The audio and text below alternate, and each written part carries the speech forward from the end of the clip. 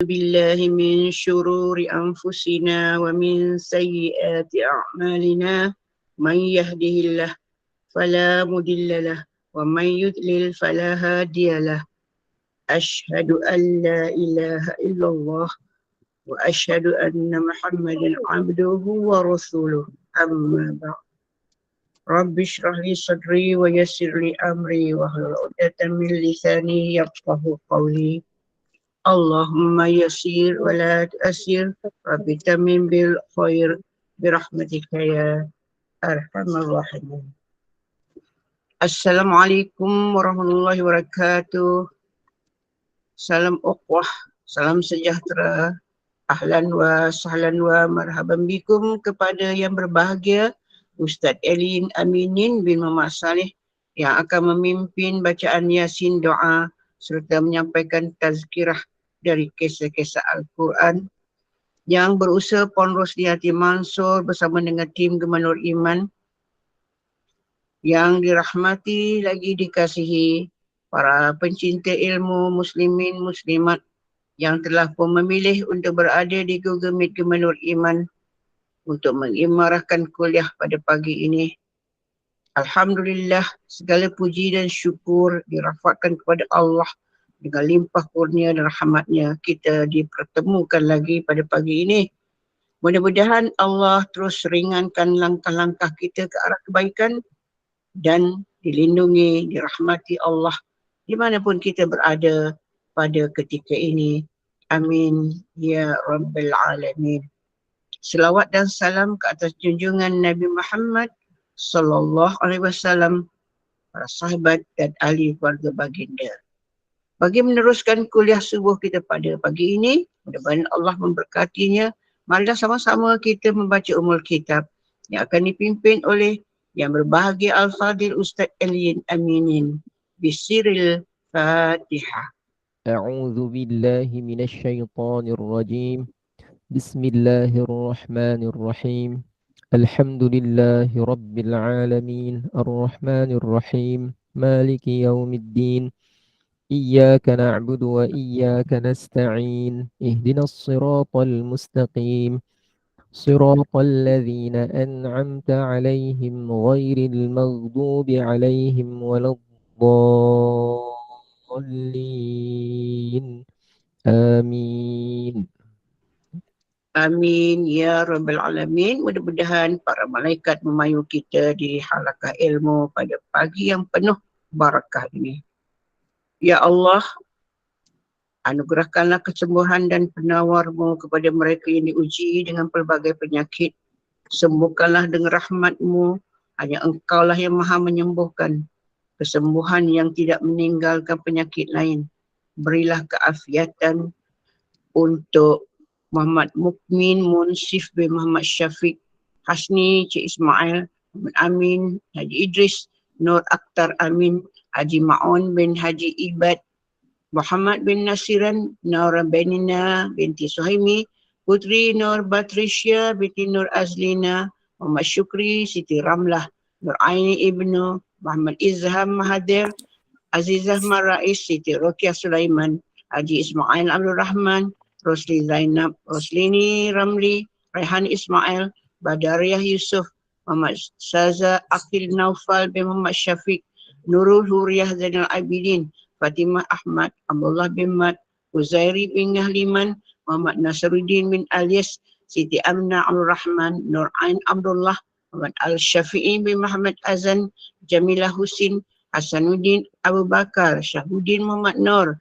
Zaid Ahmad, Zainab Hassan, Hajah Rosia Yaakob, Zakiah Abu Bakar, Darduri bin Tumin, Hazrin Hidayati binti Razali, Putri Maryam Aliyah binti Luqman Hakim, Muhammad Rozlizan Ismail, Faizal Muhammad Syukur, Halimah Datuk Kudus, Faizul Anwar bin Hamdan dan Saimah binti Kasmadi.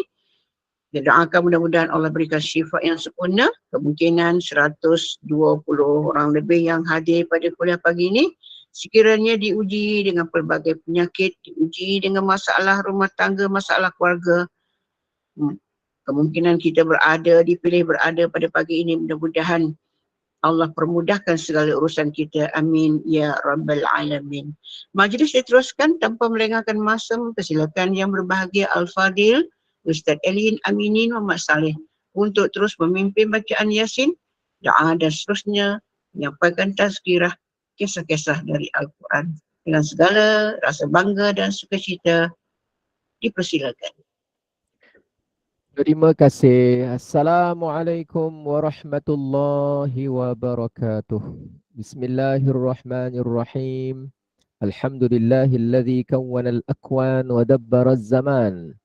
الموجود أزلا وأبدا بلا جهة ولا مكان والصلاة والسلام الأتمان الأكملان على سيدنا محمد سيدي ولد عدنان وعلى آله وصحبه ومن والاه بإحسان رب اشرح لي صدري ويسر لي أمري واحلل عقدة من لساني يفقه قولي. Ya Allah, ya Tuhan kami berpagi-pagi dengan fitrah agama Islam. Dan juga kami berpagi-pagian memulakan hari berpegang teguh dengan kalimah ikhlas. La ilaha illallah. Dan kami berpegang teguh dengan agama Tauhid yang dibawa dan dianuti oleh Nabi Ibrahim. Dan bukanlah baginda Nabi Ibrahim itu termasuk di kalangan orang-orang yang menyekutukan Allah. Mudah-mudahan sehat semuanya. Ada Sehat, yang amin. sedang, Alhamdulillah, amin. Saya lihat ada pesanan ni, mohon kesembuhan Muhammad Aqil bin Muhammad Akhir. Muhammad Aqil, semoga diberi sembuh oleh Allah. Ujian sakit ni bukan mudah. Yang mengalaminya, yang mengetahui keadaan bagaimana ianya sedang dilalui. Juga apa ni, Hajjah Noridah, mohon doakan saya yang mengalami radang saraf. Dan mudah-mudahan dapat kesembuhan penglihatan buat insan yang tersayang Abu Talib Muhammad. Amin. Amin. Mudah-mudahan insya-Allah. Masing-masing setiap orang ada ujian masing-masing. Ada orang kadang kita lihat dia tu macam tak ada masalah, tapi dia ada cabaran dia sendiri. Ada orang kita tengok dia macam sehat-sehat saja, tapi taklah sakit, tapi dia ada ujian dia yang tersendiri. Sebagaimana kita juga, orang lihat kita dapat ke sana ke sini buat urusan macam-macam, tapi kita pun juga ada ujian kita sendiri. Sebab itulah jangan kita tersilau atau tertipu atau terpengaruh dengan apa yang dilihat dengan mata. Sebab apa yang dilihat dengan mata belum tentu sepenuhnya sebagaimana ia dilihat oleh mata kita. Ada perkara di sebalik itu, ada perkara yang tersembunyi, ada perkara yang tersirat, ada perkara yang tertutup, ada perkara yang terlindung, macam itulah. Jadi, sebab itulah bagi orang Islam mempercayai perkara-perkara yang tidak pernah dilihat oleh mata mendahului perkara-perkara yang dapat dilihat oleh mata.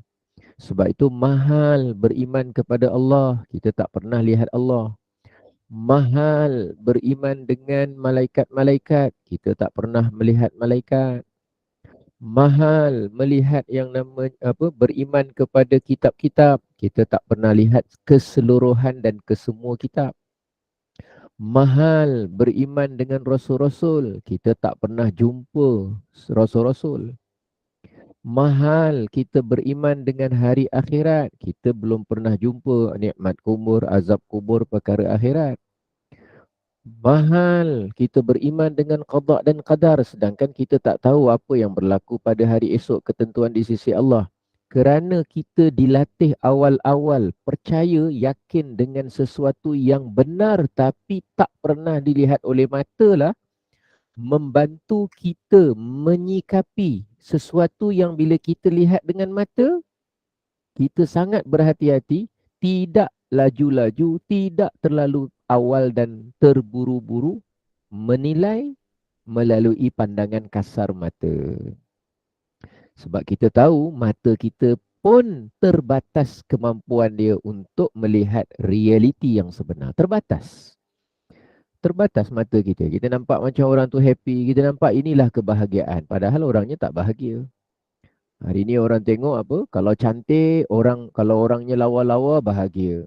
Kalau orangnya pamer-pamer masuk dalam Facebook, maknanya dia hidup bahagia. Siapa kata? Kalau masuk dalam cerita drama, kalau pakai macam ni, kalau bersara hidup macam ni, kalau cara cakap macam ni, kalau selalu update macam ni, maknanya bahagia. Sebenarnya itu semua apa yang dilihat oleh mata kasar.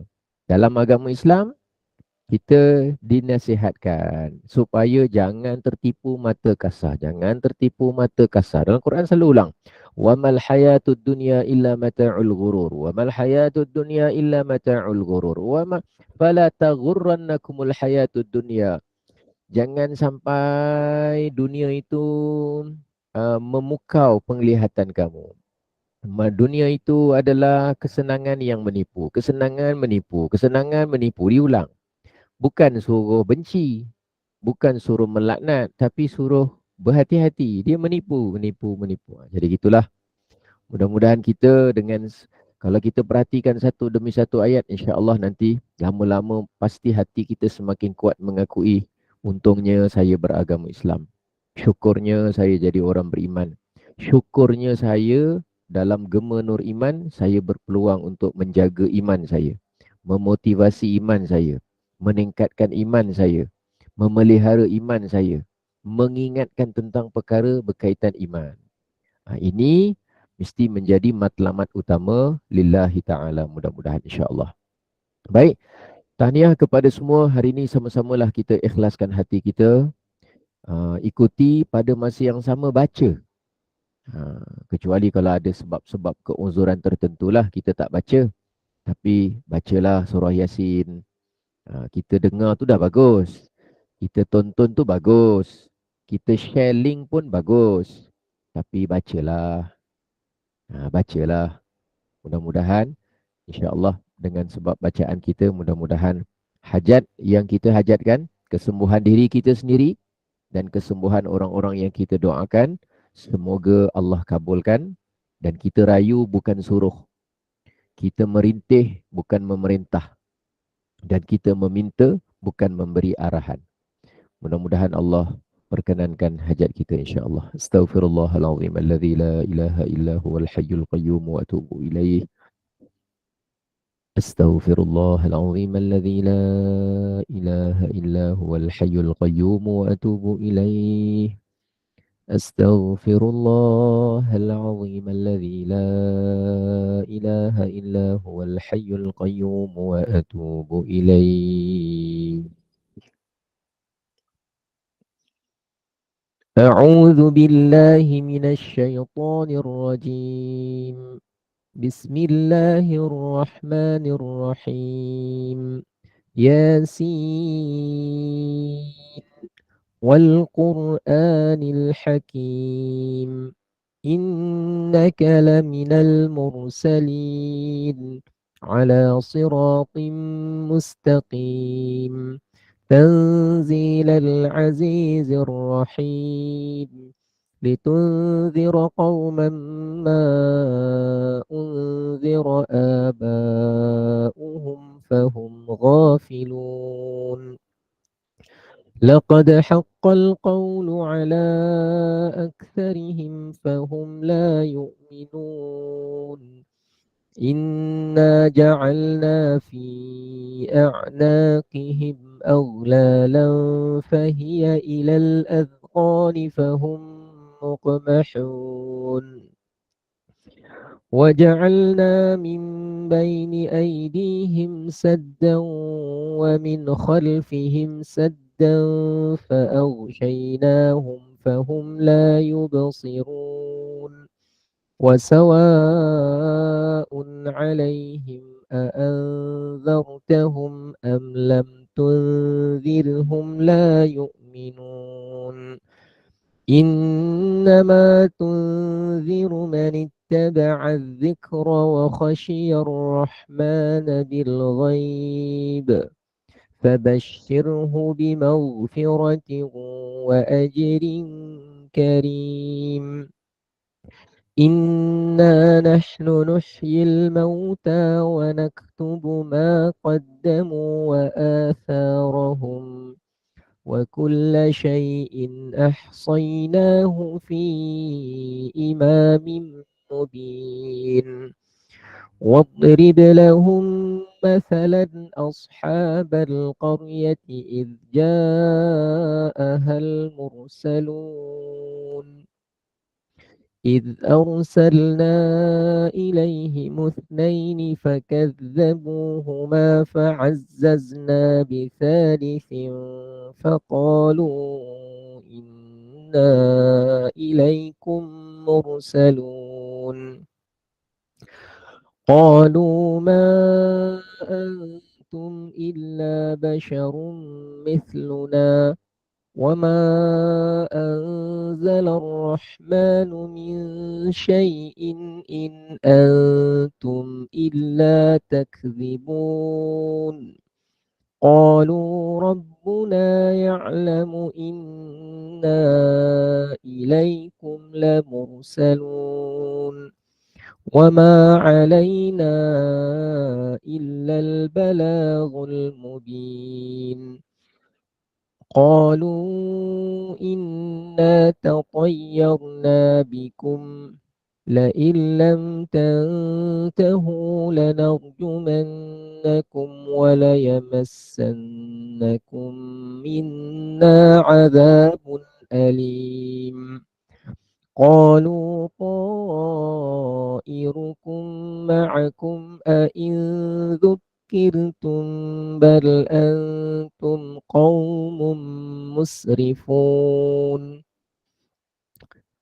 وجاء من أقصى المدينة رجل يسعى قال يا قوم اتبعوا المرسلين اتبعوا من لا يسألكم أجرا وهم مهتدون وما لي لا أعبد الذي فطرني وإليه ترجعون أأتخذ من دونه آلهة إن يردني الرحمن بضر لا تغن عني شفاعتهم شيئا ولا ينقذون إني إذا لفي ضلال مبين إني آمنت بربكم فاسمعون قيل ادخل الجنة قال يا ليت قومي يعلمون بما غفر لي ربي وجعلني من المكرمين وما أنزلنا على قومه من بعده من جند من السماء وما كنا منزلين إن كانت إلا صيحة واحدة فإذا هم خامدون يا حسرة على العباد ما يأتيهم من رسول إلا كانوا به يستهزئون ألم يروا كم أهلكنا قبلهم من القرون أنهم إليهم لا يرجعون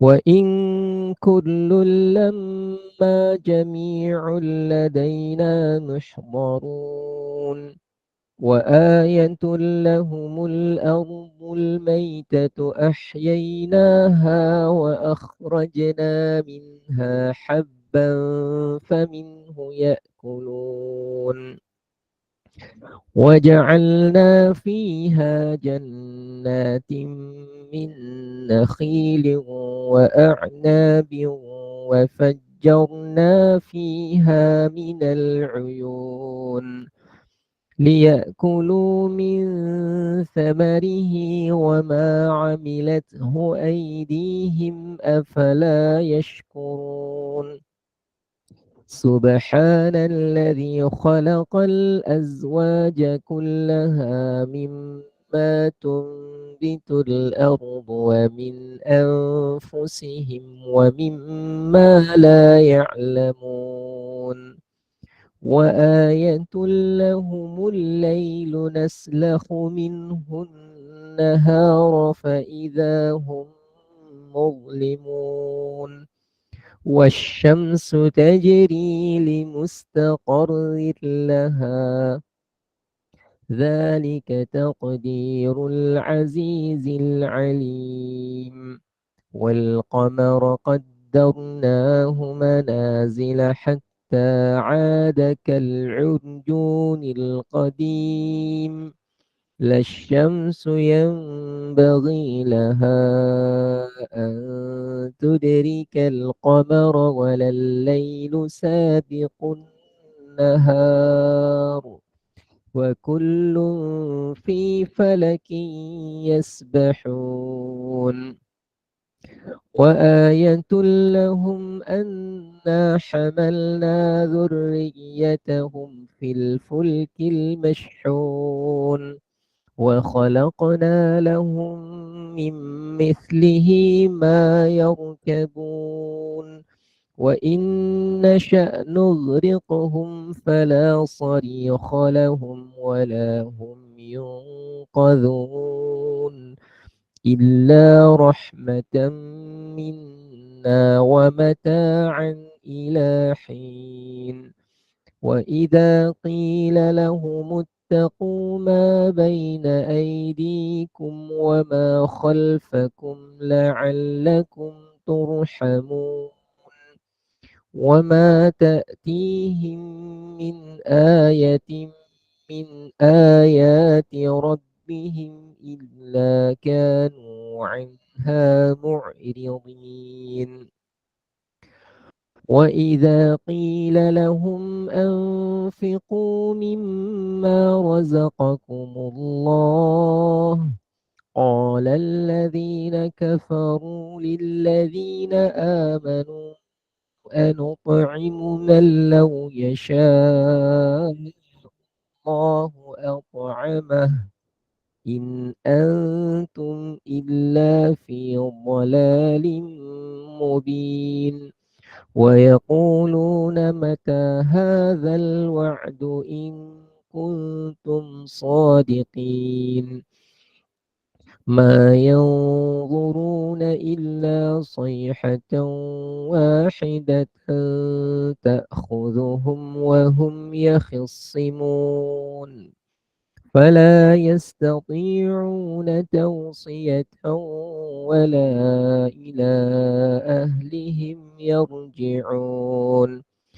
ونفخ في الصور فإذا هم من الأجداث إلى ربهم ينسلون قالوا يا ويلنا من بعثنا من مرقدنا هذا ما وعد الرحمن وصدق المرسلون إن كانت إلا صيحة واحدة فإذا هم جميع لدينا محضرون فاليوم لا تظلم نفس شيئا ولا تجزون إلا ما كنتم تعملون إن أصحاب الجنة اليوم في شغل فاكهون هم وأزواجهم في ظلال على الأرائك متكئون لهم فيها فاكهة ولهم ما يدعون سلام قولا من رب رحيم وامتازوا اليوم أيها المجرمون ألم أعهد إليكم يا بني آدم ألا تعبدوا الشيطان إنه لكم عدو مبين وأن اعبدوني هذا صراط مستقيم ولقد أضل منكم جبلا كثيرا أفلم تكونوا تعقلون هذه جهنم التي كنتم توعدون اصلوها اليوم بما كنتم تكفرون اليوم نختم على أفواههم وتكلمنا أيديهم وتشهد أرجلهم بما كانوا يكسبون ولو نشاء لطمسنا على أعينهم فاستبقوا الصراط فأنى يبصرون ولو نشاء لمسخناهم على مكانتهم فما استطاعوا مضيا ولا يرجعون ومن نعمره ننكسه في الخلق أفلا يعقلون وما علمناه الشعر وما ينبغي له إن هو إلا ذكر وقرآن مبين لينذر من كان حيا ويحق القول على الكافرين أولم يروا أنا خلقنا لهم مما عملت أيدينا أنعاما فهم لها مالكون وذللناها لهم فمنها ركوبهم ومنها يأكلون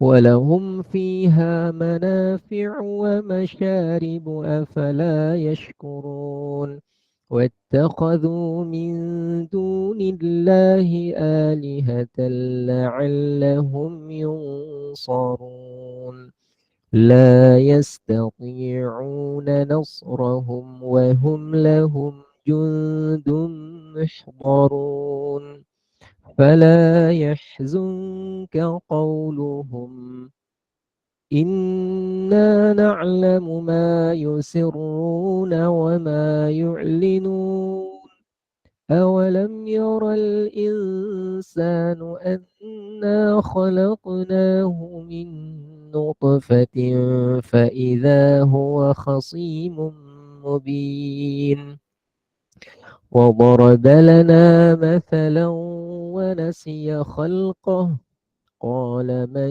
يحيي العظام وهي رميم قل يحييها الذي أنشأها أول مرة وهو بكل خلق عليم الذي جعل لكم من الشجر الأخضر نارا فإذا أنتم منه توقدون أوليس الذي خلق السماوات والأرض بقادر على أن يخلق مثلهم بلى وهو الخلاق العليم إنما أمره إذا أراد شيئا أن يقول له كن فيكون فسبحان الذي بيده ملكوت كل شيء وإليه ترجعون صدق الله العظيم Astaghfirullahalazim li wa liwalidayya wa lil mu'minin yawma yaqumul hisab. La ilaha illallah, la ilaha illallah fi kulli lamhatin wa nafasin bi'adadi kulli ma'lumin laka. Astaghfirullahalazim, astaghfirullahalazim, astaghfirullahalazim. Bismillahirrahmanirrahim. Alhamdulillahi rabbil alamin. Wassalatu wassalamu ala ashrafil anbiya'i wal mursalin wa ala alihi wa sahbihi ajma'in. Bismillahi syafi, bismillahil kafi, bismillahil mu'afi, bismillahilladzi la yadurru ma'asmihi syai'un fil ardi wa la fis sama'i wa huwas sami'ul alim. Allahumma shfi mardana, Allahumma shfi mardana wa mardal muslimin. Allahumma afina wa afihim min kulli bala'id dunya wa azabil akhirah. Ya Allah, ya Tuhan kami syukur, terima kasih kepadamu ya Allah, terima kasih ya Allah. Kau berikan tenaga pada kami, Kau berikan jasad pada kami, Kau berikan nyawa pinjaman hidup kepada kami. Alhamdulillahilladzi ahyana, segala puji bagi Engkau ya Allah yang telah menghidupkan kami. Ba'dama amatana, setelah malam tadi mematikan, yakni menidurkan kami. Wa ilaihin nusyur, dan kepadanya, yakni kepadamu ya Allah kami akan kembali. Allahumma ahyina bil iman, hidupkan kami ya Allah dengan iman. Wa amitna bil iman, matikan kami nanti dengan iman. Wahsyurna bil iman, kumpulkan kami nanti dengan adanya iman. Wa adkhilnal jannata ma'al iman, masukkan kami ke dalam syurga ya Allah bersama dengan modal dan juga bekalan iman. Allahumma asbahna ala fitratil Islam, ya Allah kami berpagi-pagi dengan fitrah beragama Islam. Allahumma inna nas'aluka ridhaka wal jannah. Ya Allah, kami memohon meminta merayu kepadamu ya Allah agar kami memperolehi keridhaan-Mu dan juga syurga. Wa na'udzubika min sakhatika wan nar. Kami mohon perlindungan-Mu ya Allah daripada kemurkaan-Mu dan terceburnya dalam api neraka. Allahumma sallimna, Allahumma sallimna, Allahumma sallimna. Ya Allah, selamatkan kami, ya Allah, selamatkan kami, ya Allah, selamatkan kami. Allahumma hdina wahdi bina waj'alna sababan liman ihtada. Ya Allah, berikanlah hidayah kepada kami. Ya Allah, juga berikanlah hidayah orang-orang yang bersama dengan kami dan jadikanlah kami sebagai sebab untuk orang lain juga mendapat hidayah. Allahumma afina wa'fu anna. Allahumma atmim lana nurana. Allahumma ighfir lana wa kaffir anna sayyiatina wa tawaffana ma'al abrar. Allahumma atina min ladunka rahmah wa hayyi' lana min amrina rasyada. Ya Allah, ya Tuhan kami, ada di kalangan kami yang tidak sihat, ada di kalangan kami yang sakit, ada di kalangan kami yang diuji dengan ujian kesihatan. Kami mohon kepadamu ya Allah, sakit yang Kau berikan kepada kami ini, kami tidak membantahnya, kami tidak membencinya, kami tidak melaknatnya, kami tidak mempertikaikannya. Sihat atau sakit kami redha, betapa ia adalah salah satu daripada takdir ketentuan yang Engkau telah pun tentukan ke atas kami. Sakit itu adalah makhluk-Mu ya Allah, sihat juga adalah makhluk-Mu. Engkau cipta kesakitan dan Engkau yang mencipta kesihatan. Engkaulah Tuhan kepada segala penyakit dan Engkau adalah Tuhan pencipta kepada segala bentuk kesihatan. Engkaulah yang memberikan kesihatan kepada siapa yang Engkau kehendaki dan Engkau juga meminjamkan dan memberikan kesakitan kepada sesiapa yang Engkau kehendaki. Mereka berdua itu adalah makhluk-Mu ya Allah, di bawah pentadbiran-Mu ya Allah, tertakluk dengan kekuasaan-Mu ya Allah. Kami hanya hamba-Mu, kami hanya merintih dan merayu. Betapa sihat yang Engkau berikan dapat kami manfaatkan, betapa afiat yang Engkau pinjamkan dapat kami gunakan. Manakala sakit ya Allah, kami tidak membantahnya, hanya kami meminta dan merayu. Apalah kiranya Engkau gantikan dengan keafiatan. Apalah kiranya Engkau berikan pula keafiatan, kesihatan dan kesembuhan agar kami dapat gunakan sebaik-baiknya dan kami akan menjadi orang yang mengambil peringatan dan menjadi orang yang tidak leka dan lalai dengan kesihatan dan keafiatan yang Engkau pinjamkan. Mudah-mudahan dengan demikian kami dapat memperbanyakkan amal soleh dan juga menggandakan ketaatan. Ya Allah, ya Tuhan kami, tidak ada sesiapa yang berkuasa untuk menyembuhkan segala penyakit melainkan Engkau ya Allah.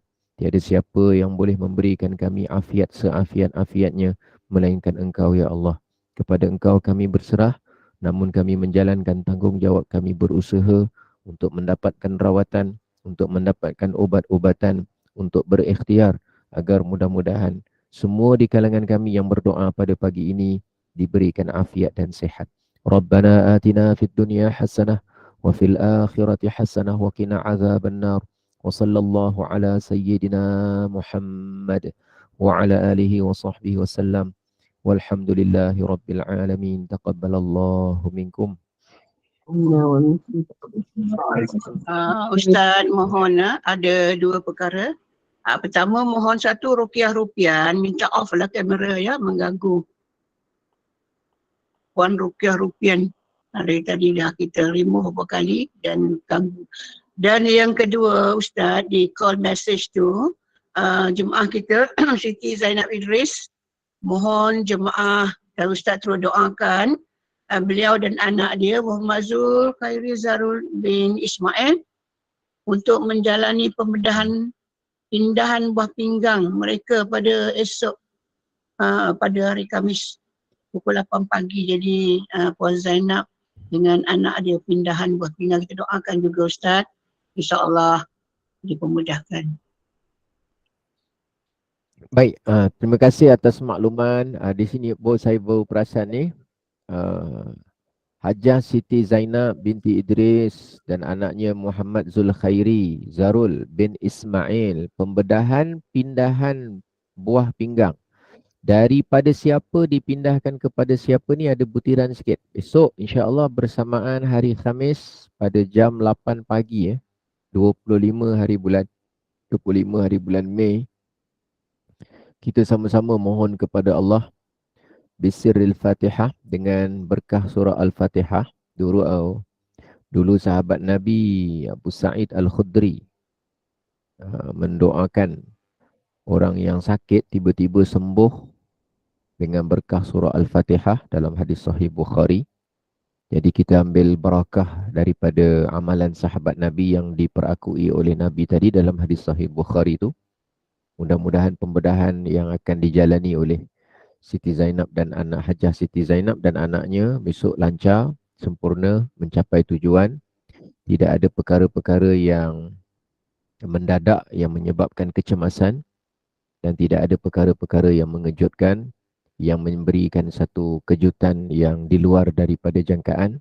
Mudah-mudahan semuanya berjalan lancar, sempurna, mencapai tujuan, pemindahan berjaya dilakukan, tidak meninggalkan sebarang kesakitan dan selepasnya memberikan impak ataupun kesan yang baik dalam proses pembedahan tersebut insya-Allah. Bisirril Fatihah. A'udzu billahi minasyaitonir rajim. Bismillahirrahmanirrahim. Alhamdulillahi rabbil alamin. Arrahmanir rahim. Maliki yaumiddin. Iyyaka na'budu wa iyyaka nasta'in. Ihdinas siratal mustaqim. صراط الذين أنعمت عليهم غير المغضوب عليهم ولا الضالين. Amin. Allahu Akbar. Masing-masing ujian masing-masing ya. Ada yang mungkin pembedahan, ada mungkin buat check up, ada yang buat dapatkan rawatan mata, tubuh badan yang lain. Itulah. Memang begitulah ujian kita. Wa man nu'ammirhu nunakkishu fil khalqi. Siapa yang kami panjangkan umurnya, maka kami akan kembalikan dia dengan kejadian dia sebagaimana sebelumnya. Jadi esok giliran kita, tubuh badan kita pun makin lemah. Allah dah bagi peringatan banyak dah pada kita. Rambut makin beruban, kulit pun semakin kedut, kekuatan gigi pun dah tak sama. Kekuatan badan kita tak sama. Dulu kita bangun tidur okey-okey je. Sekarang bangun tidur badan kita dah mula rasa ketat-ketat dah. Dah mula rasa lenguh-lenguh. Dulu masa muda lepas bangun daripada tidur kita boleh lompat. Bangun daripada tidur atas simen, tidur atas lantai kita kebal. Tapi sekarang ni tidur dah kat atas tilam pun masih ada rasa sakit-sakit lagi. Masih ada rasa lenguh-lenguh lagi, bisa-bisa lagi. Itulah.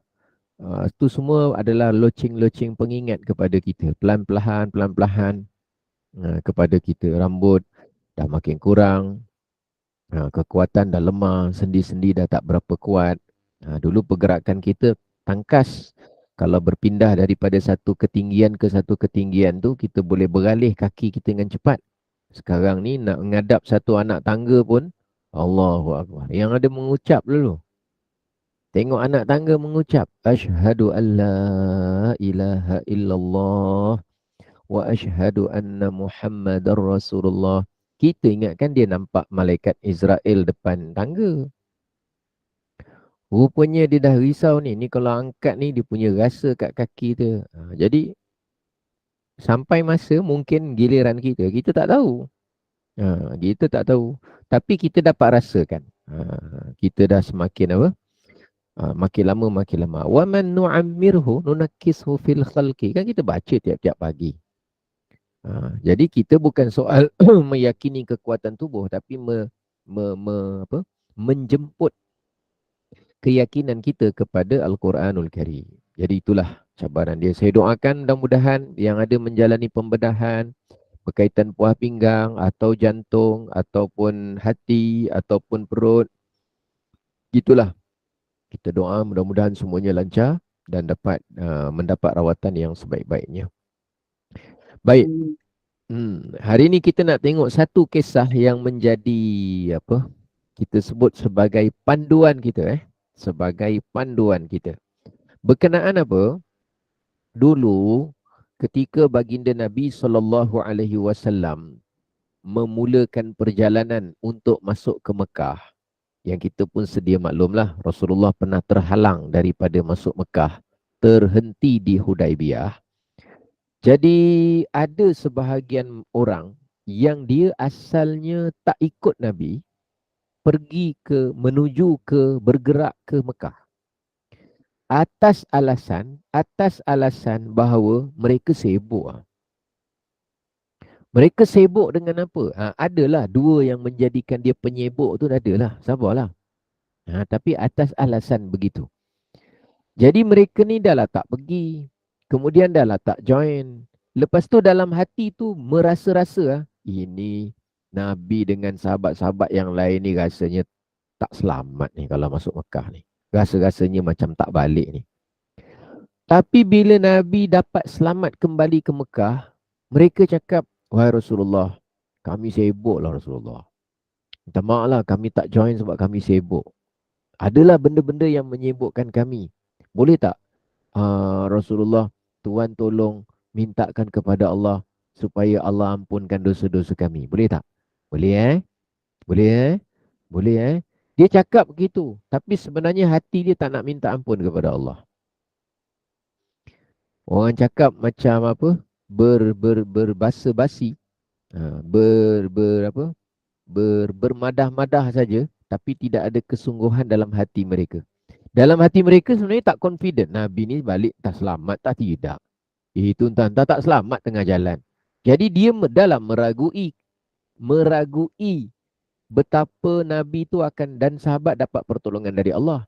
Kemudian mereka buat alasan pula, mereka ada kesibukan. Lepas tu konon-konon minta supaya Nabi tolong mintakan ampun kepada Allah.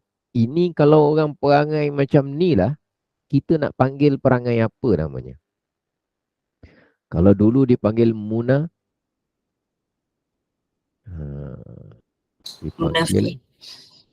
Munafik. Saya ingatkan cakap munasabah tadi. Munafik lah. Jadi kita ni bila banyak sangat alasan untuk kita kepada mencintai urusan agama, beramal dengan amalan agama, kita bimbang kita ni ada memiliki ciri-ciri orang munafik. Na'udzubillah min zalik. Sebahagian orang Islam, dia tak suka amalan agama. Dia tak suka hukum agama. Cuma dia macam tak nak cakap. Mungkin tak berani, mungkin takut sensitivity, dan sebahagiannya dah mula berterus terang. Pertikai, sebahagiannya macam tak berapa suka. Jadi sifat tak berapa suka dengan urusan agama ni, dulu zaman Nabi tu masuk dalam kategori orang-orang yang namanya orang munafik. Orang beriman dia tak pernah rasa tak suka. Setiap benda apa yang Allah tetapkan, aturankan dan Allah perintahkan, Mereka dengan lapang hati memaksa, menggesa dan mendorong diri mereka sendiri untuk menerima perkara tersebut. Kita pun sama, tak semua benda kita masih mampu, kita telah mampu buat, betul tak? Tak semua perintah Allah kita telah mampu buat, betul kan? Tetapi kita mesti ada satu pegangan, prinsip, satu pendirian yang kita gigit kuat-kuat sampai kita mati. Sampai bertahan dengan pandangan prinsip itu sampai kita mati, iaitu apa sahaja yang telah diundang-undangkan oleh Allah. Apa saja yang Allah jadikan dia peraturan untuk saya sebagai orang Islam. Apa saja yang Allah jadikan garis panduan kepada saya, pertama sekali, saya tetap akan mengakui bahawa benda itu benda yang paling benar. Tidak ada benda yang lebih benar daripada itu. Itu untuk step yang pertama. Mesti ada dulu. Tak kisah bab apa. Bab ibadah ke, bab muamalah ke, bab jenayah ke, bab munakahat ke. Tak kisahlah bab apa dalam hidup. Kita punya minda kita, hati kita dengan urusan agama ialah apa-apa. Apa-apa perkara. Sama ada yang kita dah tahu ataupun yang kita belum tahu. Apa-apa undang-undang, peraturan, ketetapan, perintah-perintah, suruhan dari Allah. Dari Tuhan yang bagi kita rezeki. Dari Tuhan yang bagi kita nyawa. Dari Tuhan yang bagi kita sehat. Apa-apa dari dia, saya setkan minda dan hati saya. Saya meyakini dengan sepenuh yakin bahawa apa-apa yang datangnya dari Allah, dia adalah perkara yang confirm benar dan tidak ada perkara lain yang lebih benar daripada itu. Pegang yang tu dulu. Tentang apa dia, macam mana, apa semua tu menyusul kemudian. Sebab tak semua benda kita tahu. Tak semua benda kita tahu. Kenapa pendirian tu penting untuk kita? Sebab kita nak jaga iman dan kepercayaan kita daripada meleset, melencong, terseleweng kepada perangai-perangai orang apa tadi? Orang munafik. Kita nak elakkan diri kita gitulah. Jadi kita pegang dulu pendirian tu. Walaupun kita belum mampu buat sepenuhnya. Belum mampu buat sepenuhnya itu kelemahan. Tapi tidak mahu mengakui kebenaran sepenuhnya itu kejahatan. Contoh, kita dah akui semua benar. Tapi kita ada 10 perkara dalam agama, kita mampu buat 7. Lagi 3 memang tak mampu. Itu kelemahan kita lah. Kita akuilah kesilapan kita, kelemahan, kekurangan kita. Tapi kalau semua perkara dalam 10 tu, kita tak adalah tak buat. Tapi kita payah nak mengakui kebenaran perkara tersebut. Oh, yang ini kejahatan. Hati tak nak mengakui bahawa itulah yang betul, itulah yang benar. Ketika itu kejahatan. Kita tak nak kejahatan. Kelemahan, setiap orang ada kelemahan, tak apalah. Tapi janganlah kejahatan. Janganlah kemungkaran. Baik. Kita lihat ayat yang ke-11. Yang tak pergi ikut Nabi ni, apa dia punya dialog dia? Apa dia punya percakapan dia? Dan macam mana mereka punya sikap kepada Nabi SAW. Allah Subhanahu wa taala berfirman, "Sayaqulu laka," akan berkata kepada engkau wahai Muhammad. Laka tu maknanya Nabi lah sallallahu alaihi wasallam, asal ayat ni. Akan berkata kepada engkau wahai Muhammad, mukhallafun, orang-orang yang mereka itu tertinggal, ketinggalan di belakang. Maknanya tak pergi perang lah. Tak join ketika mana Nabi bergerak ke Mekah tu mukhallaf. Khalaf ni daripada perkataan khalfa. Khalfa maknanya belakang. Khalifah. Khalifah. Pernah dengar perkataan khalifah? Khalifah maknanya orang yang dekat muka surat 512. Khalifah ni maknanya orang yang di belakang. Maknanya selepas surah Al-Fatah ni. Muka surat 512. Jadi dia ni khalifah maknanya Nabi dah wafat, dia khalifah. Dia datang ke belakang, pengganti ataupun kita sebut orang yang mengambil tempat. Itu nama dia khalifah. Cuma kita sebut khalifah pengganti tu bukan pengganti Nabi sebagai Nabi. Mana ada Nabi selepas Rasulullah? Tak ada. Tapi pengganti Nabi sebagai orang yang menjaga mengurus, menyelia, mengetuai umat Islam. Pada dasarnya gitulah. Baik, yang tertinggal ni, minal a'rab, di kalangan orang-orang Arab Badui, Arab lah, Arab tempatan pada ketika itu, bila dia tak datang, dah tak ikut, bila Nabi balik, nanti apa dia akan cakap? Mereka akan bagi alasan. Apa alasan dia? Tengok tu. Syaghalatna amwaluna wa ahluna. Harta kami dan ahli keluarga kami telah menyibukkan kami. Telah menyebabkan kami syaghal. Syaghal tu maknanya sibuk. Harta dengan anak. Dua benda yang selalu menyibukkan kita dari mengingati Allah. Dua benda yang selalu melalaikan kita, menyibukkan kita daripada majlis ilmu. Dua benda yang selalu melalaikan, menyibukkan kita dari ibadah. Dua benda. Cuma ada persepsi yang kurang, persepsi yang tak berapa cantik, tapi taklah salah sepenuhnya. Dalam masyarakat kita, dia suka lihat apa tau? Kalau orang tu sibuk dengan harta, maknanya tak berapa bagus. Lagi bagus dia adalah bagus kalau dia orang yang family man, sibuk dengan keluarga. Ada orang dia fikir gitu. Kalau ada orang tu kerja kuat, kerja apa semua kan, dia kata, ya engkau ni asyik workaholic lah, sibuk je kerja. Keluarga kau tak ambil berat. Dia punya pandangan, jangan sibuk sangat dengan harta, tapi mestilah sibuk juga dengan keluarga. Ambil berat tentang keluarga. Dalam Islam,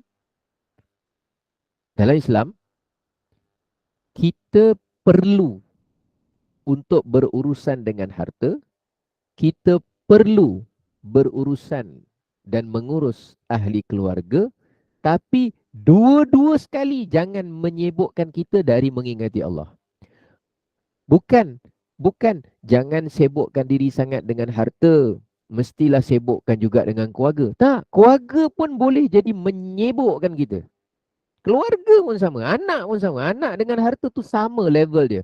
Sama level dia apa? Sama level melalaikan kita dari mengingati Allah. Berpotensi, bukan mesti. Tapi kalau kita berhati-hati, harta kita itu boleh menjadi asbab kita mewah di akhirat. Anak-anak kita juga boleh menjadikan kita mewah di akhirat. Dia mesti sama. Tak boleh kita kata orang tu, sebab ada pandangan dia selalu, masyarakat kita lah, bila orang sibuk sangat dengan harta dunia, dia kata kau ni sibuk sangat dengan harta. Tak ada orang, bukan tak ada orang lah, jarang saya dengar kau ni sibuk sangat dengan anak-anak. Kau tak sibuk ke meniaga? Kau tak sibuk ke kerja? Kau asyik sibuk dengan family aja, tak pernah sibuk kerja. Biasanya orang sebut kau ni asyik sibuk kerja aja. Anak-anak, keluarga kau, anak bini kau dah macam mana dah gini. Dia fikir sibuk harta tu teruk, sibuk keluarga tu kira bagus lah maknanya lah. Sebenarnya bukan. Dua-dua tu jangan kita disibukkan dengan dua-dua tu. Dua-dua kita kena hati-hati. Jangan sibuk sangat dengan harta sampai lalai mengingati Allah pun tak boleh. Sibuk sangat dengan keluarga. Sebab keluarga kita pun akan melalaikan kita juga. Kalau kita bercampur, bergaul bersama dengan keluarga kita, tapi pengisian dia ketawa-ketawa aja. Pengisian dia cuma jalan-jalan dekah-dekah saja. Pengisian dia cuma gurau-gurau, cuit-cuit, usik-usik saja. Pengisian dia tak ada apa-apa perbualan bermanfaat. Ketika itu tetap masuk dalam kategori melalaikan dan tak bagus pun. Cuma dalam persepsi masyarakat barat, kalau besar itu dikira macam quality time. Quality time tu bukan soal makan-makan. Makan-makan bagus, tapi bukan makan-makan saja. Makan-makan bagus. Jalan-jalan bagus, tapi bukan jalan-jalan sahaja. Mestilah ada aktiviti juga, baca Quran sama-sama, datang majlis ilmu sama-sama, beribadah solat jemaah sama-sama. Ketika itu yang sama-sama tu, lepas solat jemaah nak makan-makan. Makan ramai-ramai sama-sama ni bagus. Jalan-jalan bagus. Siapa cakap jalan-jalan tak bagus? Tak bagus. Tapi jangan itu sahaja, nanti dikira masuk juga dalam keadaan melalaikan kita. Ni yang tak ikut Nabi pergi berperang ni, Dia bagi alasan apa? Harta kami dan anak-anak kami. Kami ada bisnes nak kena urus. Kami ada anak ni sini ni. Akhirnya mereka buat alasan tak pergi bersama dengan Nabi SAW. Lepas dia cakap gitu, dah tahu dia disebokkan dua benda ni, minta pula kepada Nabi, fastaghfir lana. Maka mintakanlah ampun kepada Allah untuk kami. Sebagian ahli tafsir mengatakan, mereka cakap supaya mintakan ampun kepada Allah untuk kami. Sebenarnya hati dia tak ada pun rasa bersalah dan nak minta maaf serta minta ampun. Tak ada rasa bersalah, tidak mahu meminta maaf dan dia sendiri tidak mahu memohon ampun kepada Allah. Dia punya petunjuk dia apa? Ayat selepas tu. Yaquluna bi alsinatihim ma laysa fi qulubihim. Mereka cakap sesuatu yang mereka cakap guna mulut mereka, tetapi sebenarnya apa yang ada kat mulut tidak ada di dalam hati mereka. Maknanya yang dia nak minta ampun, apa sebenarnya tidak ada sebenarnya dalam hati mereka macam tu.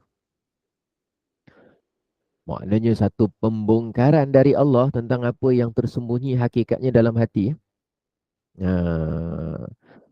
Kita Aje minum ni. Cabaran pada kita. Cabaran pada kita.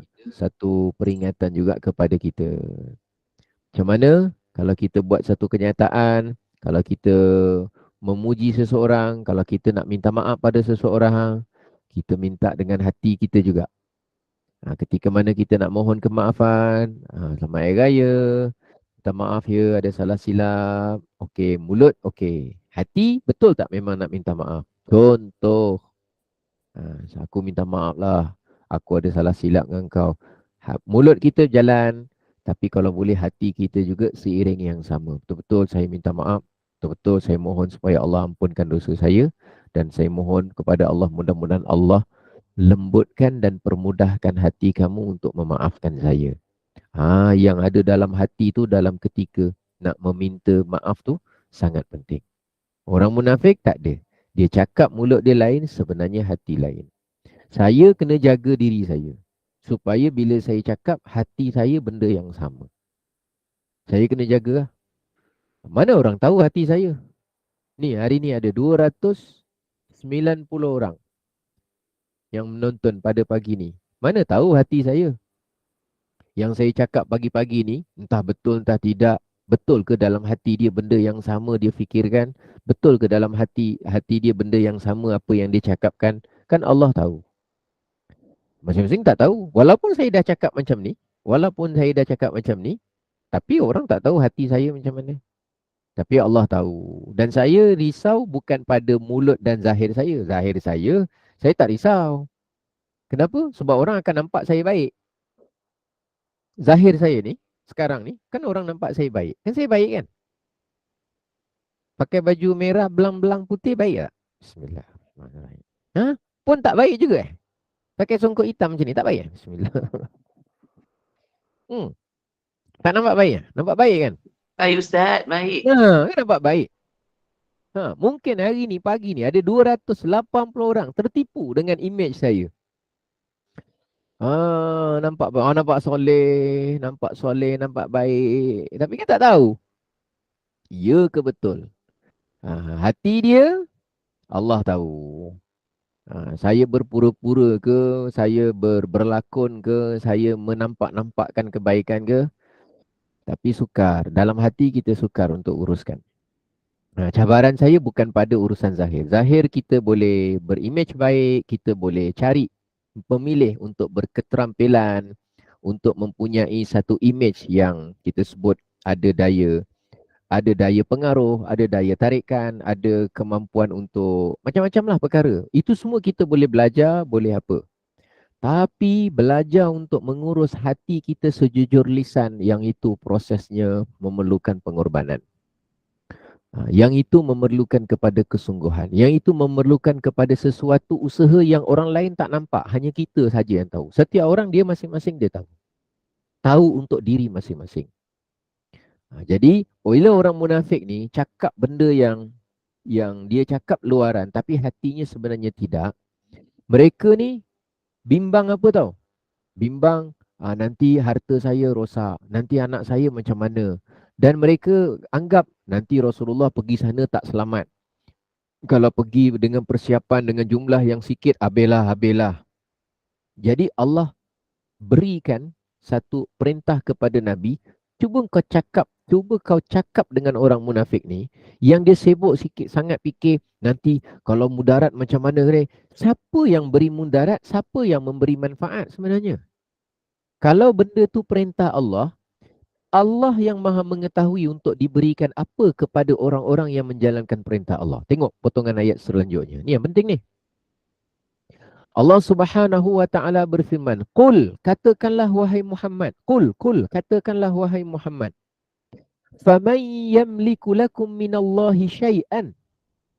Katakan kepada mereka wahai Muhammad, siapakah yang dapat menghalang kehendak Allah? Siapa yang ada kemampuan nak menghalang sesuatu kehendak Allah? In arada bikum darran, sekiranya jikalah Allah berkehendak untuk menimpakan kepada kamu darran, mudarat, atau dia hendak menimpakan, memberikan kepada kamu naf'a daripada perkataan manfaat, kebaikan. Itu kita punya pegangan. Siapa hari ni yang tak sihat, cuba fikir ayat ni. Katakan wahai Muhammad, siapa selain daripada Allah dan siapa yang selain dari Allah yang boleh menghalang Allah kalau Allah nak berkehendak berikan kita sakit? Jawapannya tak ada siapa boleh halang. Dan siapa pula selain dari Allah yang mampu berkuasa menghalang Allah ketika mana Allah nak memberikan kita sihat? Jawapannya tak ada siapa boleh halang. Jadi kita mohon kepada Allah diberikan sihat. Pada masa yang sama, kita nyatakan, ya Allah, aku reda, aku terima segala mudarat yang terkena. Sakit, penderitaan, kesakitan, tekanan, apa semua. Dalam urusan reda, aku reda. Cuma sebagai hamba kita merayu. Agar Allah berikan kepada kita naf'a. Allah berikan apa? Naf'a, berikan manfaat. Sama juga orang munafik. Bila dia cakap, nanti terkenalah, habislah, terus. Ingat, katakan kepada mereka, siapakah yang boleh menghalang Allah kalau Allah nak berikan mudarat? Dan siapa yang boleh menghalang Allah kalau Allah nak berikan manfaat? Bal kana Allahu bima ta'maluna khabira. Bahkan, sesungguhnya Allah itu dia amat mengetahui secara mendalam, teliti satu persatu tentang apa yang kamu kerjakan. Jadi apa yang orang munafik cakap, apa orang munafik buat, apa sebenarnya yang dia nak, apa keinginan dia, apa semua, diketahui oleh Allah Subhanahu wa ta'ala. Baik, sebenarnya dalam hati orang kafir tu, dalam hati orang munafik ni, masa Nabi dengan para sahabat pergi, apa sebenarnya ada dalam hati mereka, dibongkar dalam ayat 12. Kisah ni menjadi pengajaran kepada kita supaya kita jaga hati kita seiring dengan lidah kita. Tapi bukan bermakna kita cakap jahat, lepas tu kita kata, tak apa aku cakap jahat, cakap leza ni, sekurang-kurangnya aku jujur. Itu bukan jujur. Itu bukan jujur. Jujur adalah perbuatan yang mulia, baik. Bukan maknanya kita jujur dengan kejahatan kita. Janganlah benda jahat kita namakan dengan nama jenama-jenama baik. Salah. Jujur perkara yang baik, tetapi jujur adalah sesuatu kebaikan yang diseiringkan antara lisan dengan hati. Itu jujur. Jangan pula bila dia cakap maki hamun, kau kenapa maki-maki orang? Dia kata, hati aku memang nak maki. Aku maki lah puas-puas. Kurang-kurangnya aku jujur. Jangan, itu bukan jujur. Janganlah, jujur tu amalan sifat mulia. Jujur ialah bukan bermakna kita lahirkan segala apa yang jahat di dalam hati sama dikeluarkan melalui lisan. Bermakna kita jujur dengan jahat yang tersembunyi dalam hati. Itu bukan makna jujur. Jujur maknanya ialah kita melatih zahir kita perkara yang baik dan melatih sekaligus hati yang ada kat dalam seiring dengan apa yang baik yang sudah ada dekat lisan dan mulut kita. Jadi jujurlah. Jadi bila dia cakap perkara yang baik seiring dengan apa yang dalam hati, dia sedang melatih dirinya bersifat jujur. Rupanya jujur susah kan? Ya memanglah mencabar. Mujahadah hawa nafsu kita. Baik, kita tengok apa perangai orang-orang munafik ni disebut dalam ayat 12 ni, dalam kisah ni. Kisah apa ni? Kisah mereka orang Arab yang tidak mengikuti Nabi untuk bergerak masuk ke Mekah, dan ketika Nabi dalam perjalanan menuju ke Mekah, mereka meletakkan pengharapan dan prasangka bahawa Nabi akan terkandas dan tidak balik dan pulang semula. Dahsyat. Apa dia? Allah Ta'ala berfirman, bahkan kamu, wahai orang-orang munafik ni, wahai orang-orang Arab yang tak ikut ni, bal dhanantum, bahkan kamu telah ada prasangka bahawa allan yanqalibar rasul. Kamu bahkan masa Nabi dengan para sahabat pergi, kamu letak prasangka bahawa Nabi tak akan kembali, mati, kena bunuh, kena serang, kena keroyok, kena bantai di tengah jalan. Kamu boleh letak prasangka begitu, padahal dah diingatkan segala mudarat, segala manfaat tu milik siapa? Milik Allah. Allah berikan manfaat, berikan mudarat. Letak keyakinan situ. Bukan musuh boleh beri mudarat. Dia punya otak dia fikir, habislah kalau orang Islam sikit, orang kafir banyak kat Mekah tu habislah. Memang tak akan boleh menang lah. Siapa yang bagi mudarat? Siapa yang mencipta manfaat? Siapa yang mencipta mudarat? Diingatkan semula. Jadi kalau kita ada buat urusan apa-apa, kita kena ingat. Kita berurusan dengan hospital, zahir. Tapi batin kita berurusan dengan Allah. Ya Allah, segala urusan kalau mudah, kerana Engkau yang permudahkan. Segala urusan kalau menjadi susah, hakikatnya kerana Engkau berikan ujian kepada aku. Cuma aku sebagai hamba-Mu, mohon permudahkanlah urusanku. Hakikat kita tahu. Zahir berurusan dengan hospital.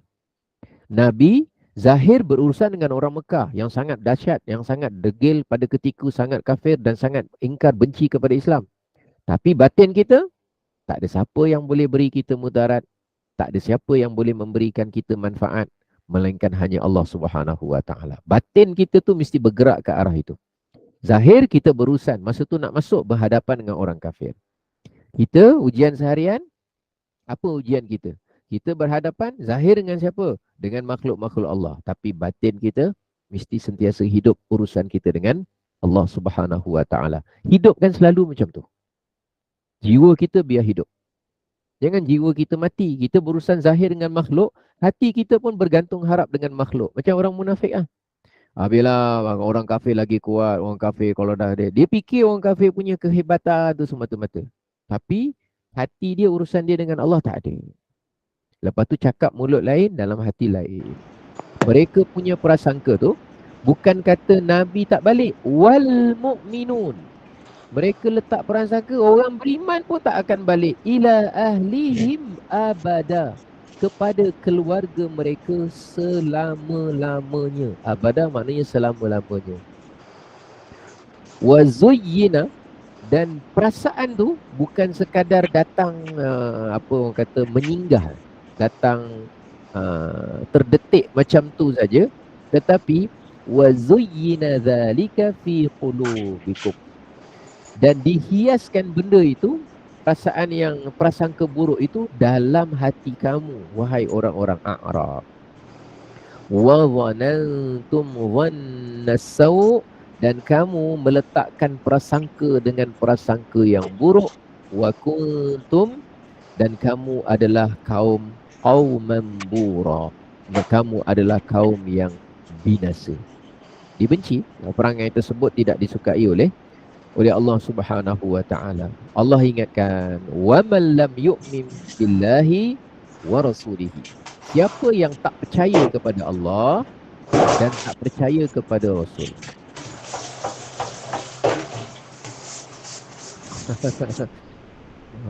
Itu. Oh. Maaf Ustaz, gangguan bunyi. Bunyi tak apa. Meriah tu maknanya tu. Alhamdulillah. Iklan Ustaz, iklan. Iklan, baik. Jadi siapa yang tak percaya kepada Allah, tak percaya kepada Rasul. Jadi walaupun urusan dia perang, letakkan, walaupun urusan kita hospital, percaya kepada Allah dan Rasul, janji Allah, janji Rasul. Walaupun urusan kita keluarga, percaya kepada janji Allah, janji Rasul. Walaupun urusan kita urusan kerja, urusan meniaga, urusan apa, percaya kepada Allah dan Rasul. Kita berurusan meniaga dengan urusan dengan orang apa semua, urusan dengan orang. Hati kita terus berurusan dengan Allah. Kalau kita apa pergi hospital, berurusan dengan doktor, dengan nurse, tapi hati kita berurusan dengan mesin, dengan apa, dengan obat, dengan apa, hati kita berurusan dengan Allah, berseterusan. Mesti macam tu. Kita berurusan ini, hati kita. Jadi kita nak, cara kita nak latih hati kita, mudah-mudahan Allah jauhkan kita daripada sifat-sifat ataupun perangai-perangai orang munafik. Begitulah latihan kita sedikit demi sedikit, agar mudah-mudahan hati kita hati yang bersih, hati kita yang meletakkan kebergantungan sepenuhnya kepada Allah Subhanahu wa taala. Jadi Allah ingatkan, siapa yang tak percaya kepada Allah dan tak percaya kepada Rasulnya, fa inna, sesungguhnya kami, yakni Allah, a'tadna, kami sediakan, lil kafirin, bagi orang-orang yang kafir itu, sa'ira, azab seksa yang amat pedih. Sa'ir, neraka api sa'ir, neraka sa'ir. Jadi ini sebagai satu ingatan pada kita, satu kisah di mana sekelompok manusia yang tidak menyertai Rasulullah dengan memberikan alasan bahawa mereka sibuk dengan dua perkara. Yang pertama, harta mereka, perniagaan, duit, rumah, kedai, sewaan dan sebagainya. Mereka menyebutkan mereka. Yang kedua, anak penak. Saya, benda yang melekakan saya dalam hidup dua ni lah. Urus anak atau anak, tentang apa anak-anak apa semua, jadikan saya leka. Lalai, jadikan saya kurang baca Quran, menjadikan saya kadang-kadang sembahyang terlambat sikit, menjadikan saya kurang selawat, menjadikan saya kurang berzikir kepada Allah. Kelekaan saya dengan anak-anak saya lah. Sibuk buat ni lah, nak ajak main lah, nak ajak jalan lah. Jadi saya fikir-fikir balik, kenapa tak masa jalan-jalan tu sama-sama zikir dengan anak-anak? Bukan masalah tak boleh ajak jalan. Masalah cara kita gunakan masa bersama keluarga tu, kita tidak halakan kepada jalan yang lebih baik. Masalahnya pada saya, bukan masalah pada anak. Anak tak tahu. Kita lah diberikan peringatan. Saya leka dengan harta, kerja, lepas tu gini, uruskan duit, pergi bank, masukkan ni, pindahkan, nak transfer, nak bayar hutang. Benda yang harta, berkaitan harta pemilikan, sekejap lagi nak bayar kereta, lepas tu nak servis pula, lepas tu nak bayar duit rumah apa semua. Sebenarnya kalau saya tak ada kereta tu pun tak adalah mati pun. InsyaAllah tak adalah mati dengan sebab tak ada sebuah kereta. Tapi oleh kerana ada keperluan, tapi dalam ada keperluan tu, saya risau juga. Sebab takut dia melekakan saya. Dulu saya pakai kereta yang tak berapa sehat, kereta dia. Setiap kali start tu, ya Allah, bismillahirrahmanirrahim, ala Allah, sampai ke tak sampai ni. Sepanjang bawa kereta tu, bimbang mati tengah jalan. Sebab kereta tu tak berapa bagus, maknanya ada potensi untuk rosak. Tapi sejak pakai kereta yang agak sehat ni, subhanallazi sakhara lana pun dah macam lupa-lupa dah. Jadi fikir-fikir balik, harta salah kereta ke? Kereta tak salah. Bukan salah kereta. Jangan salahkan kereta. Itu nikmat, rezeki Allah. Salah kita sebenarnya. Jadi kita fikir balik semula. Kenapa saya terfikir? Kenapa dulu aku bawa kereta buruk? Adalah saya bawa dulu Iswara buruk saya tu. Yang jadi kejap-kejap mati, kejap-kejap overheat lah apalah. Masa bawa tu, ya Allah Tuanku, sampailah kereta ni. Ya Allah, janganlah sangkut tengah jalan ni orang. Kereta tengah dia. Alhamdulillah sampai. Boleh pula sepanjang setengah jam tu zikir tawakal. Tapi sejak pakai kereta yang dah sedap ni, dah ada aircon, subhanallazi pun dah tak nak baca. Jadi fikir-fikir balik kan. Bila tambah sikit nikmat harta je, melalaikan kita. Akhirnya kita fikir balik semua, ya Allah, janganlah sampai terus-terusan lalai macam ni. Macam mana dengan kereta yang bagus, tawakalnya lebih hebat. Macam mana dengan penginapan yang bagus, rumah yang bagus, tapi terisi lebih banyak zikrullah di dalamnya. Macam itulah. Jadi sama-samalah kita ambil peringatan ni.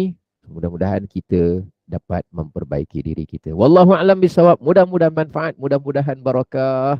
Terima kasih banyak atas perhatian yang diberikan. Semoga siapa yang ada urusan macam-macam pada hari ini dilancarkan oleh Allah dan Al-Quran menjadi iktibar dan ibrah yang baik kepada kita. Amin. Allahumma amin. Sekian dahulu saya serahkan dan kembalikan semula kepada pengacara majlis.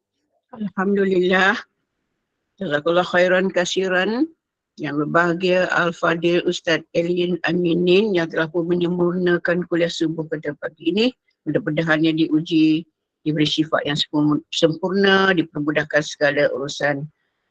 Dan juga terima kasih atas perkongsian ilmu pada pagi ini. Mudah-mudahan kita jauhkan dari perangai orang-orang munafik. Letakkan kebergantungan kita kepada Allah Subhanahu Wa Taala. Dan pendirian yang penting seperti Ustaz beritahu tadi, apa-apa pun perkara perintah dari Allah, kita mesti yakin dan percaya. Jadi untuk menjaga iman kita, untuk menjaga prasangka buruk. Iaitu prasangka buruk adalah perkara yang dibenci oleh Allah. Mudah-mudahan manfaat pada kita, ambil ibrah dan dapat mengamalkan apa panduan-panduan yang telah diberikan oleh Al-Fadil Ustaz sebentar tadi. Terima kasih kepada tim Gemanur Iman dan juga kepada para jemaah yang telah pun mengimarahkan kuliah subuh bersama dengan Al-Fadil Ustaz Elmin pada pagi ini. Mudah-mudahan Allah tingkatkan keimanan kita, menerima amalan, amal ibadat, dimudahkan rezeki yang barakah, dilindungi kita dari keburukan dunia dan akhirat. Dan sebelum Ustaz membaca tasbih kafarah, kita mohonkan doa, mohon keberkahan daripada Ustaz untuk doa untuk Puan Azrina Abu Bakar AJK Gemanur Iman yang akan melangsungkan perkahwinan pernikahannya pada hari Sabtu ni 27 Mei. Jadi kita doakan mudah-mudahan Allah memberi berkah untuk Puan Azrina dan pasangannya supaya menjadi keluarga yang sakinah, mawaddah dan warahmah. Jadi mohon doa, Ustaz doakan sebelum kita tutup dan teruskan dengan tasbih kafarah dan surah Al-Qas. Jadi saya sudahi wabillahi taufiq. Wassalamualaikum warahmatullahi wabarakatuh. Silakan Ustaz. Waalaikumsalam warahmatullahi wabarakatuh. Barakallahu lakuma wa baraka alaikuma wa jama'a bainakuma fi khair. Mudah-mudahan ya Allah ya Tuhan kami, Engkau berkatilah Puan Azrina Abu Bakar atas perkahwinan dan pernikahannya, dan berkatilah ke atas mereka berdua yang akan bernikah, dan satukanlah, himpunkanlah mereka dalam kebaikan. Ya Allah ya Tuhan kami, jadikanlah jodoh yang Engkau temukan di antara mereka berdua ni jodoh yang baik, yang mana menjadi manfaat penghiasan kepada dunia dan mudah-mudahan menjadi asbab kepada bahagian yang besar yang akan mereka perolehi di akhirat. Ya Allah ya Tuhan kami, tingkatkanlah kesabaran mereka dalam mengurus rumah tangga, kerana dalam urusan keluarga ini banyak pancaroba dan cabarannya. Besarkan syukur mereka, besarkan ketabahan mereka, besarkan rasa redha mereka, dan jadikanlah mereka berdua pasangan yang saling melengkapi di antara satu sama lain. Sekiranya mereka ada perselisihan, perbezaan pandangan, maka Engkau peliharakanlah diri mereka daripada perasaan marah yang terburu-buru, daripada perasaan dan perangai baran yang tidak tentu hala. Titipkanlah mawaddah, sakinah dan rahmah, ketenangan dalam kehidupan mereka berdua. Ya Allah, jauhkanlah mereka daripada sebarang pergaduhan, pertelingkahan yang tidak berkesudahan maupun perceraian. Jadikanlah jalinan hubungan antara dua keluarga besar yang terjalin dengan sebab pernikahan mereka itu, mudah-mudahan semakin utuh silaturahim dan ukhuwah Islamiyah yang terbentuk. Dan mudah-mudahan Engkau jadikan rumah tangga mereka itu adalah rumah tangga yang benar-benar syurga di dunia, dan dia membawa kepada mereka ke syurga di akhirat nanti. Rabbana taqabbal minna innaka antas sami'ul alim wa tub alaina innaka antat tawwabur rahim. Subhanakallahumma wa bihamdika ashhadu an la ilaha illa anta astaghfiruka wa atubu ilaik. Bismillahirrahmanirrahim. Wal 'asr innal insana lafi khusr illa alladhina amanu wa 'amilus solihati wa tawasaw bil haqqi wa tawasaw bis sabr. Shadaqallahul azim. Alhamdulillah. Terima kasih Ustaz. Terima kasih Ustaz.